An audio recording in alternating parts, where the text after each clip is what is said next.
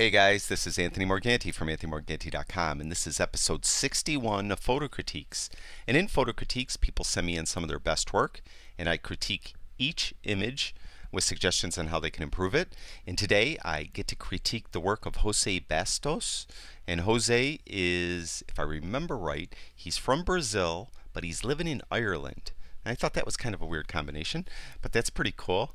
And again, Jose is hasn't been taking photographs very long. I mean, I think this is some of the first images he's ever captured, and you're going to see he's a very talented photographer. One thing I want to add is Jose sent me his images through email, and to enable for him to send them through email, he had to make them pretty small. So I had to enlarge them so we could see them. So this is kind of an issue because I can't always tell if focus is real good on a shot, because when I blow it up you lose some definition. So my suggestion to everyone is, if you want to send me images, you either have to send them one at a time, which I don't mind if you send me 10 emails. But what's better is if you get a Dropbox account and you put them in Dropbox and you share the folder with me. Then I could, when I'm ready to do your critique, I'll download them and I'll get them at full size. That works best. Some people have had them on Flickr, and I've had to download them from Flickr, and personally I don't like that. I don't mind it if that's the only way you have to do it, but I have to download them one at a time, and it takes forever. So it's not like a one-click download too. I have to go to the image and I have to click through like 3 times to get to where I have to download the image, and then like I mentioned, I have to do it one at a time. So it's very time consuming on my part. So if possible, put them up in Dropbox. That's the best alternative that I found. Okay, as for Jose's images, this first one, when I first looked at his images, the first thing I noticed, a lot of times we had very bright areas up on the edges, and a lot of times I dissuade people from doing that. You don't want the brightest part of the shot around the outside usually, okay? There's no real fast hard rules in photography. So when I offer these things about, rule of thirds and all this other stuff, these are suggestions and things you should learn. And then once you learn them, you could do things your way and see what works for you. And what I found was, as I looked through his images, this is his style, and I like it. It's really, really nice. What he has often, and you're going to see as we go through the shots, he often has a very bright part towards the top and very dark part towards the bottom. And it works. It really does. And in this first image, as I mentioned, it may look a little blurry, but I had to blow it up, as I mentioned. It's very cool. We have the very bright part in the sky up here. We have some of these they often called God rays coming through, very subtle, and then the very dark rocks at the bottom. Now I do have to add, remember now, if you plan on selling prints or making prints or even doing a 8x10 for your house, when anything is inky black, it just does not print that well. The printer's just going to put black ink there, so you really don't, it loses a lot. So be aware of that if you are going to be making prints or you plan on selling prints. A print out of a JPEG like this won't often work very well. Here again is his style. We have this very bright area and the very dark area surrounding around, opposite it, I guess. In this case it's diagonals, but it's very well done. I like the colors. We have the warmth and then we have the coolness up here. Very nice contrast, and the composition itself is very nice. We have some subtle diagonal lines going this way, meeting the diagonal lines of the sun. Very, very nicely done. It's hard to believe really that Jose has really only been doing this a very short period of time. The last couple critiques too, both people have been doing it, last few critiques I think, actually 3, very short period of time, and all 3 very talented photographers. Again, this is his style, and we have this very bright area, we have the God rays, we have the darker area around it. Now I gotta say something about the clouds though. They're really are never any black clouds in nature. So this is really a surreal shot because you really won't find a totally ink black cloud when you're out. I mean, dark gray, yes, but not ink black. And if you ever go to school for photography and they teach you things, the instructor is always you're gonna lose points for black clouds, just the way you developed it. In this case, though, I mentioned I like his style and I think it works, and I don't want to dissuade him from doing it, or anyone else if they really like this style. Just remember, though, when you print this, it's just going to be black. I mean, there's really it doesn't render as well when you print it on paper. So just keep that in mind. But it's a very nice shot.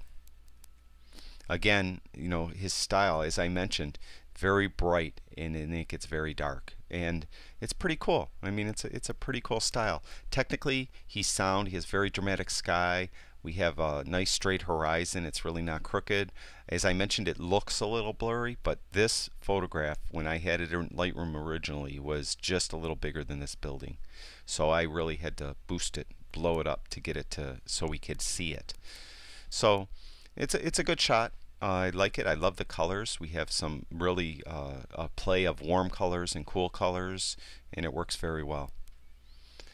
This too, again, very bright, very dark. Now this is more of a stark contrast shot of a silhouette of this, like, you know, pier walkway going up, and the way he developed it, I really do like it. I think a couple critiques ago, I critiqued a man named Steve, and he did something very similar.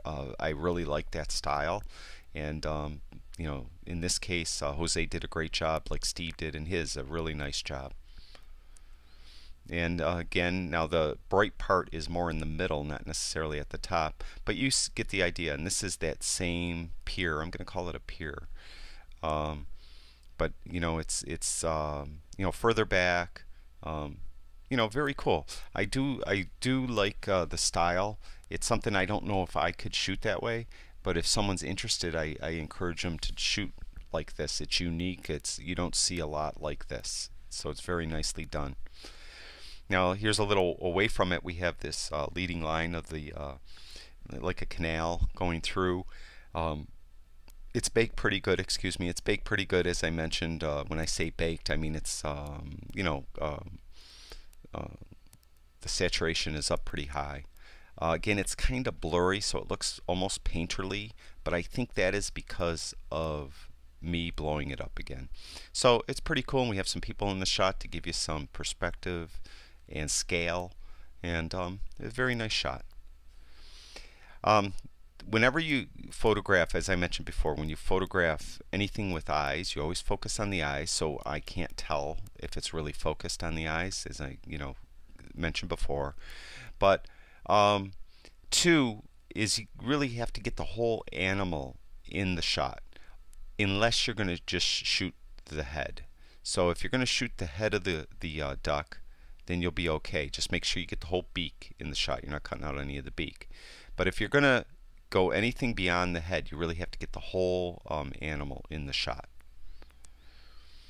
This is a pretty cool shot too. We do have this line leading us through the shot. We do have a bright part over here. It gets darker down in the diagonal corner. Very nicely done. I like the processing. It is baked pretty good. But that's okay. That's, you know, he's got a distinct style, and I really do appreciate that. So Jose, very nicely done. And I think that's the last shot. Nope, we got another shot.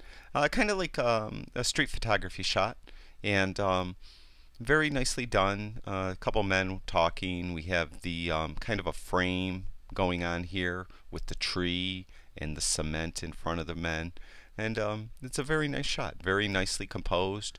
Again, it's baked pretty good, but that's okay. Very nicely done. I don't know if it's slightly crooked. It does look like it's a bit crooked. This man here looks like this man, they're leaning to the right, trees a little bit to the right, the pillars to the right. So you might want to try to straighten that out a little bit, just to make it more straight, because it does look like everything's a little bit leaning to the right. This shot here, I looked at it and looked at it, and I'm not, I mean, obviously it's an eye. I'm not sure if this is something he did in Photoshop or if he actually photographed like a poster or something. So I'm not really sure how to comment on it. If I comment it from the point of view that he created this in Photoshop, or am I commenting that he photographed something that was already created? So I really don't know how to comment on this. And this is another street photography shot. Again, it does look slightly crooked. Everything is kind of leaning to the right a little bit. These pillars are going, or painted posts are going towards the right. Again, it very well baked, very high saturation, but that's okay. Again, like, I appreciate his style, and it's a nice shot. A couple street photography shots are pretty interesting. And that's it for Jose. And it's hard to believe he's only been doing this. I can't remember what he said now. I think he said only like 2 or 3 weeks. So that's really fantastic, Jose. Thank you very much for sending me in your images. And I'd like to thank everyone who watches all my videos. Thank you very much. I really do appreciate it. And if you have time, go over to my website, see all my stuff over there for photography. And go over to YouTube and subscribe to my YouTube channel. I'd really appreciate that. So that's it for episode 61. Again, thank you, everyone.